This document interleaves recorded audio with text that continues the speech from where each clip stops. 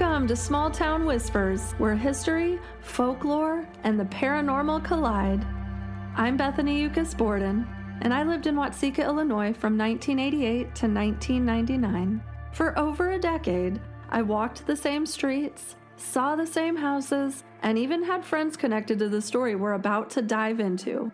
This isn't just history for me, it's personal.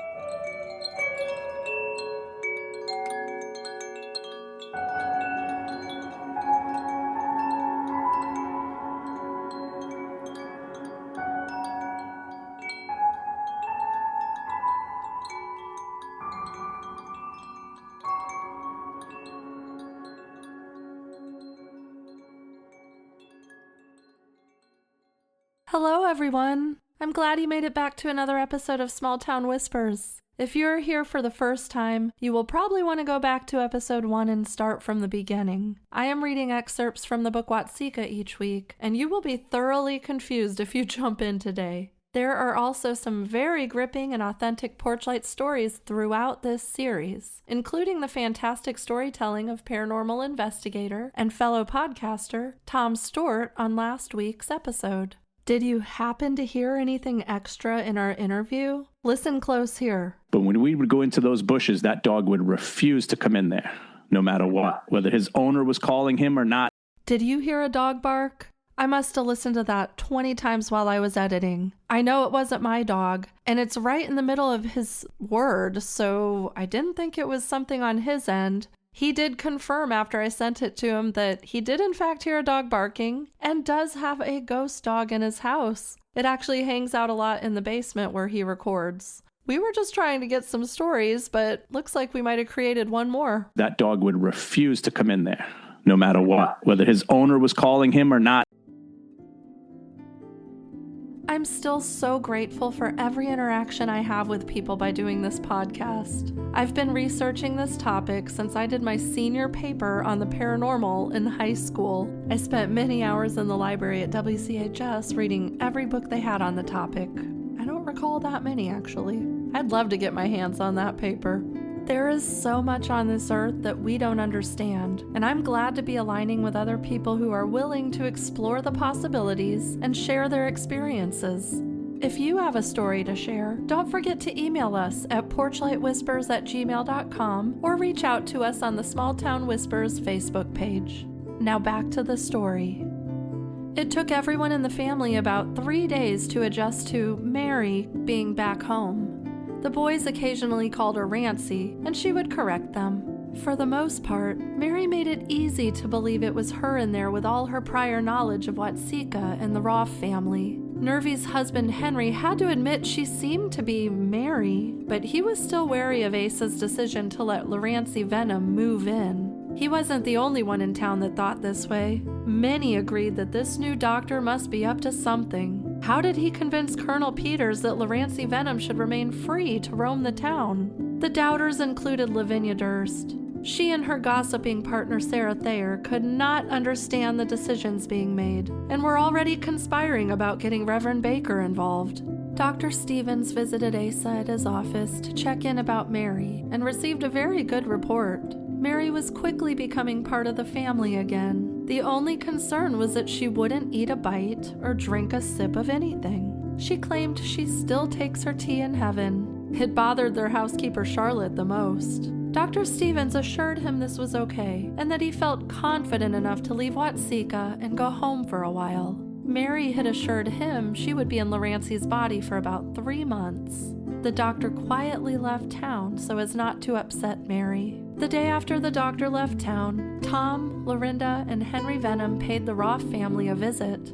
The Venoms dressed their best for the occasion. Anne Anne and Asa entertained them for a few minutes in the parlor while waiting for Rancy to come down in the new dress she'd made. Lorinda and Henry had accepted the situation, but Tom was still struggling to understand why it happened to his daughter. Anne reminded him that even she struggled to understand it all. And this is where we return to the book Watseka, America's Most Extraordinary Case of Possession and Exorcism, on page 226.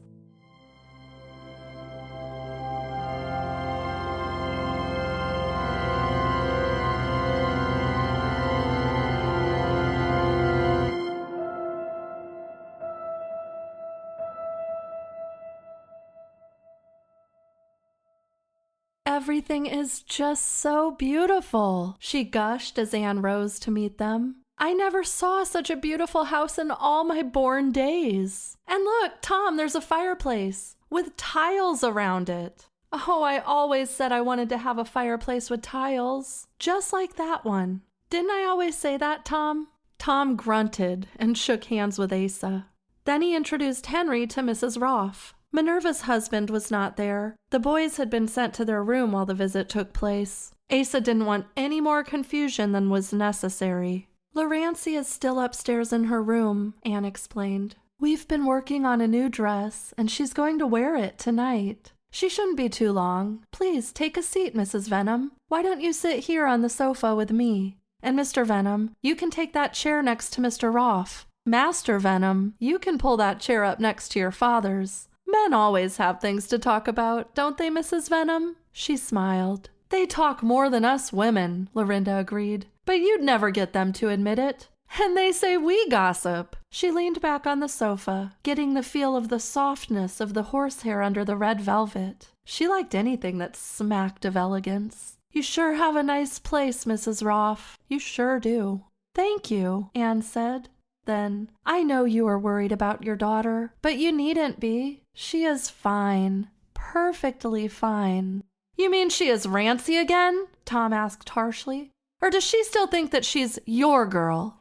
No, she is still under the control of my daughter, Asa put in quickly.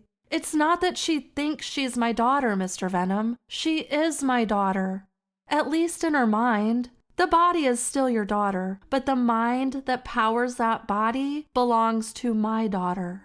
I've tried to explain things to Mr. Venom, Lorinda said, but somehow it just won't stick.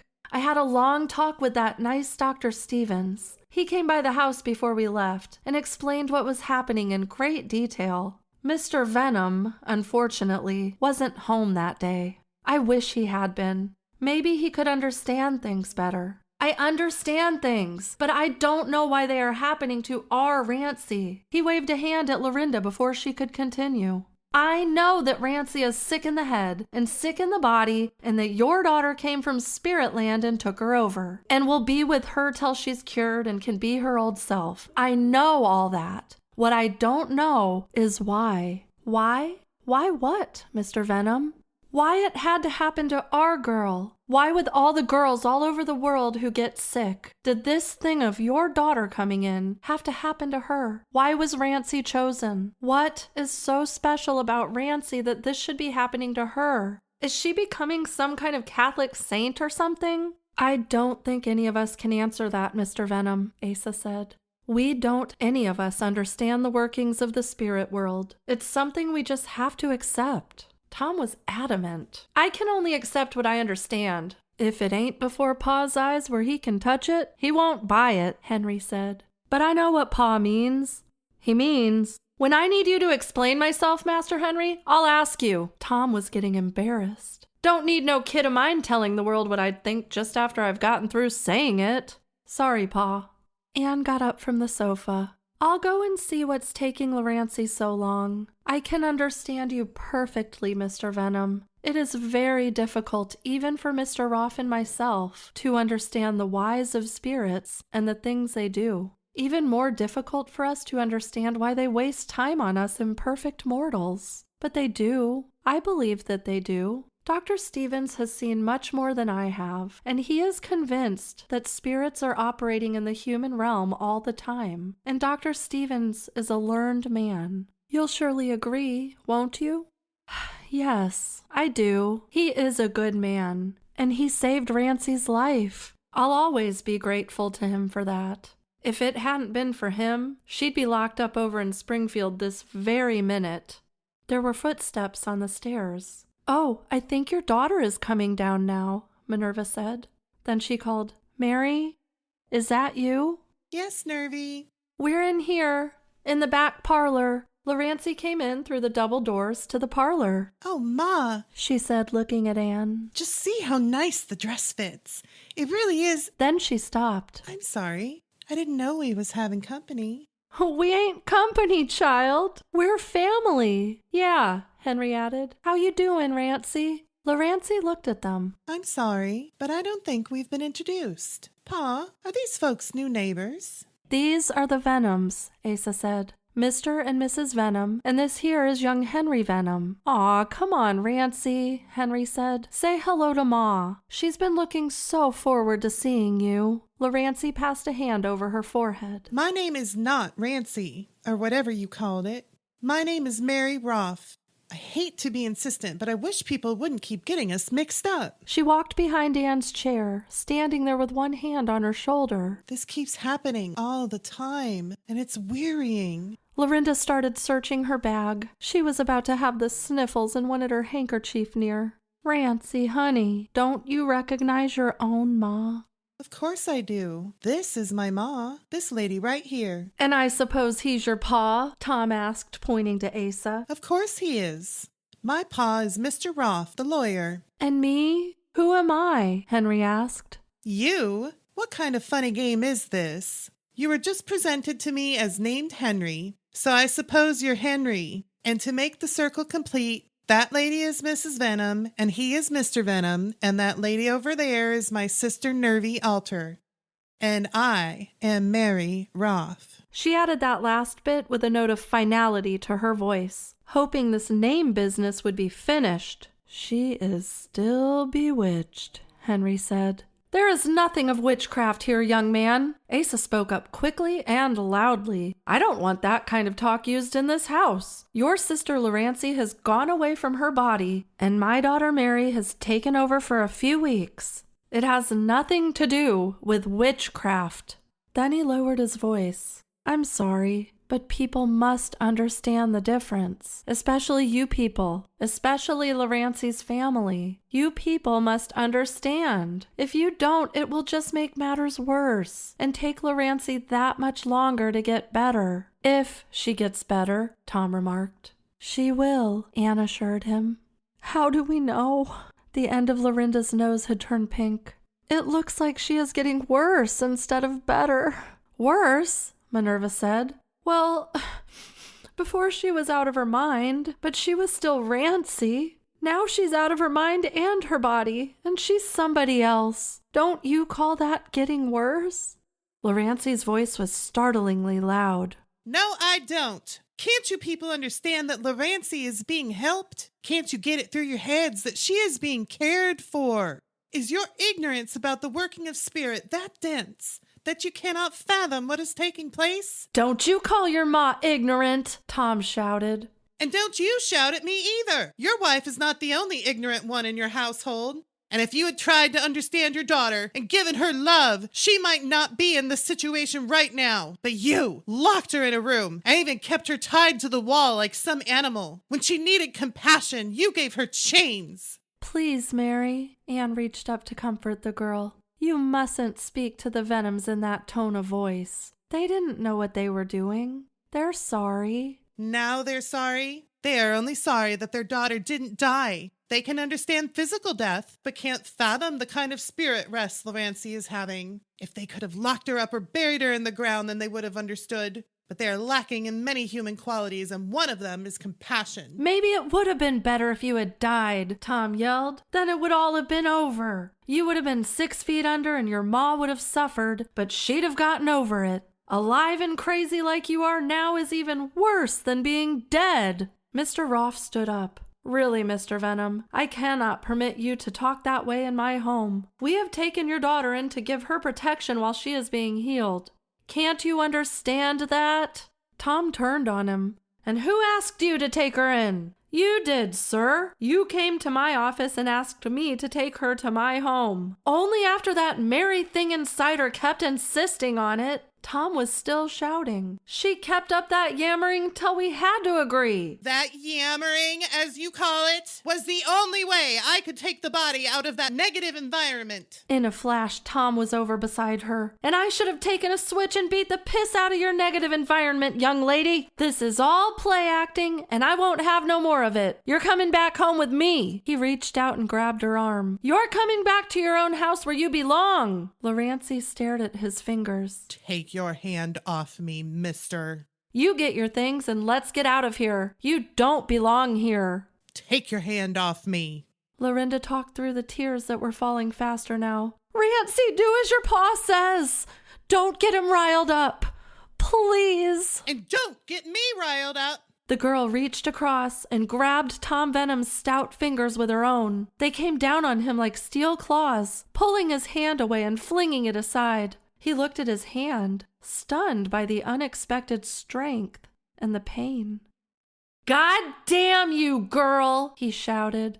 You'll do as I say, or else. He swung at her, but her arm was already up, protecting her. His wrist smashed into her forearm. Asa heard the crunch across the room. Tom howled and fell to the floor, clutching his wrist and cursing. Lorinda was frightened. She began to cry louder. Lorancy walked to the parlor doors, then turned and without even glancing at her father, said, I'm going up to my room now. I'm sorry this had to happen, but nothing must stand in the way of this body's treatment. Nothing and nobody. She looked at Ann and Asa, her eyelids not moving. I had one reason for coming back, and I fully expect you to make certain this type of interruption shall never happen again. I don't want to see these people until Lorancy is ready for them. I trust they will not be allowed back here until I've given you permission. Good night, everyone.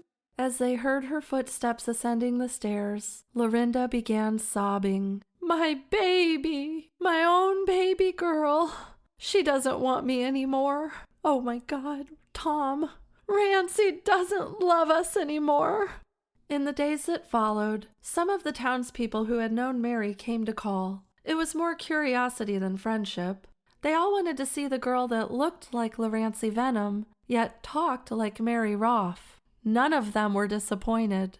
There was old Doc Fowler, who came asking if he could be of some assistance even though he had been retired for 3 years. He had never had the Venoms for patients, yet Lorancy knew him immediately. Did you bring those things in the bottle? In the bottle? What things? Those slimy things like small snakes that you used to put on my neck. You know, they drank my blood and made me feel better. You remember the leeches? Of course I do. I also recall that I wanted you to leave some here so I could have them as pets, and you wouldn't do it.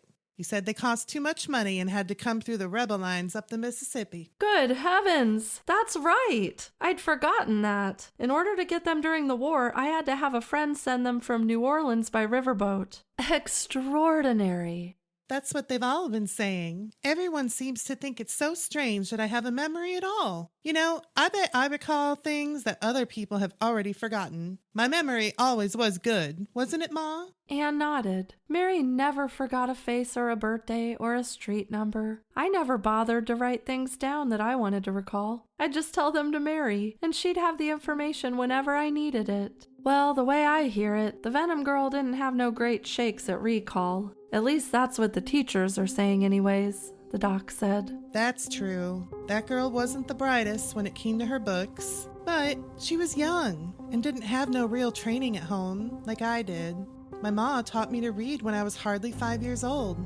Didn't she, Ma? Remember how we looked at the books and the words in that little book and you taught me to read it before I started to school? Good heavens, Anne laughed. Now it's my turn to say extraordinary. I'd clean forgotten that you knew how to read before the first grade started. You see, I got my pa's brains. The Roth brains are the best brains in town. Do you remember Tessie? Doc Fowler would always remember Tessie. The cat? Old Tessie the cat? Yes, of course I do. Do you recall how she died? How she died? She shook her head. Well, I suppose she got run over with a wagon or something, didn't she? No, he said. Go back in your mind, Mary, and see if you can recall how Tessie died. Lorancy shut her eyes and concentrated. The smile she wore turned into a frown and then into a shudder as she opened her eyes and stared at Mrs. Roth.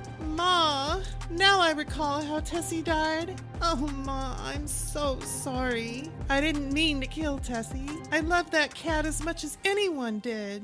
I know, daughter, I know. It happened a long time ago. I cut off her head, didn't I? I mean, that's what I recall people telling me. Yes, you did, Mary, the doctor said. But you were out of your mind when it happened. You didn't know what you were doing. He shook his head. Extraordinary. Absolutely extraordinary.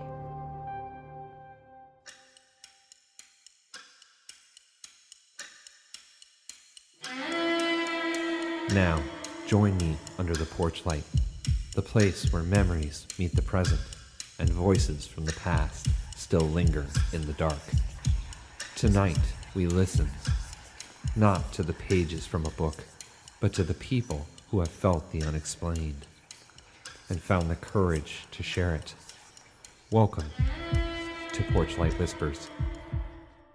It's going to be short this week. We've loved hearing your stories from Illinois, Vermont, Pennsylvania, and North Carolina. And next week, we're headed to the Chicago area for even more incredible tales. But the Porchlight is still on, and we need more stories.